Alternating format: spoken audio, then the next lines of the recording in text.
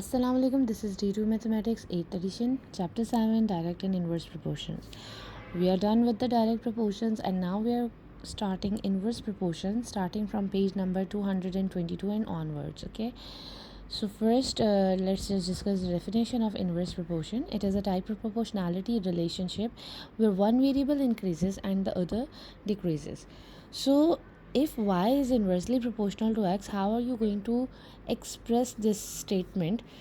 You can write this relation as y inversely proportional to x. You're not going to say that y is directly proportional to inversely proportional to 1 upon x. If you are mentioning 1 upon x, then you will use the term y is directly proportional to 1 upon x, but this is usually called as y inversely proportional x. They are inversely proportional, that one side is in the numerator and the other side is in the denominator.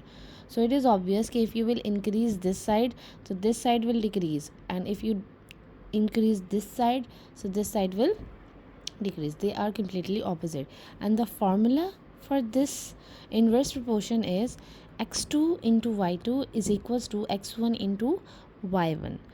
And after that we are going to solve practice now 8, that is on page number 224, and by solving this practice now 8 you'll be able to solve exercise 7c, question number 2, question number 5 till question number 7, and question number 13 as well. So let's read and understand the question first. A tank can be filled by 4 identical taps in 70 minutes. Find the time taken for 7 such taps to fill the same tank. Now, there are two methods to solve this. One is the unitary method and other one is the proportion method, and we are going to solve it using both methods. Okay, so first I'm solving it using unitary method. It is exactly same as we discussed in the direct proportion, but there are few changes which I'm going to show you as well. Okay, a tank can be filled, 4 identical taps can fill the tank in 70 minutes. So unitary method, it means that we have to find the single quantity, the unit value, one tap can fill the tank in how much time. Now previously in direct proportion we used to send this whatever is on the left hand side towards the denominator of the right hand side, but since these are inversely proportional, you are going to identify yourself either it is inversely proportional or directly. If you see one side, by increasing one side the other quantity will decrease, then these quantities are inversely proportional quantities, and we are going to apply the same rule over here. If 4 taps can fill the tank in 70 minutes, so one tap will fill the tank in how much time? Definitely this side is decreasing, so this side will increase, na? So this will be multiplied over here, 70 multiplied by 4 that will give you answer 280 minutes for one using one tap. If 280 minutes for one tap, then 7 such taps will fill the tank in how much time? 280 divided by 7, it means 40 minutes.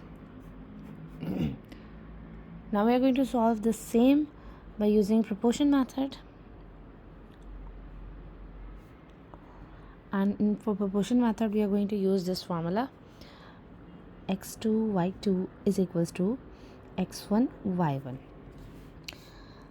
But before using this formula we are going to assume whatever the findings be equal to any variable. Let the 7 taps take y minutes to fill the tank.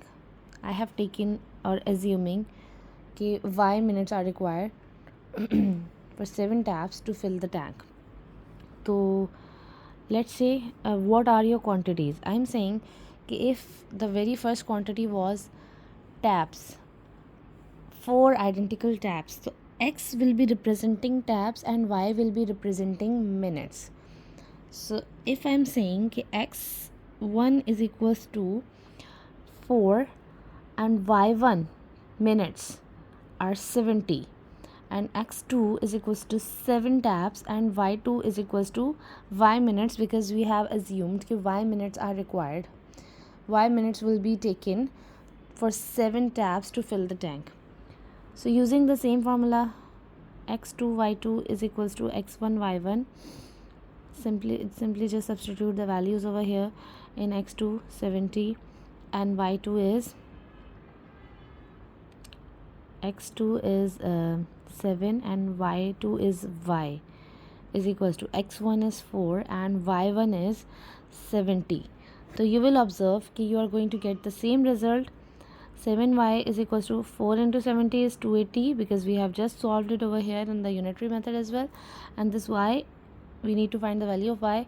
This 7 is multiplying with this y. When it will move it to the other side, it will divide. So 280 divided by 7, it will give you the same answer, 40 minutes.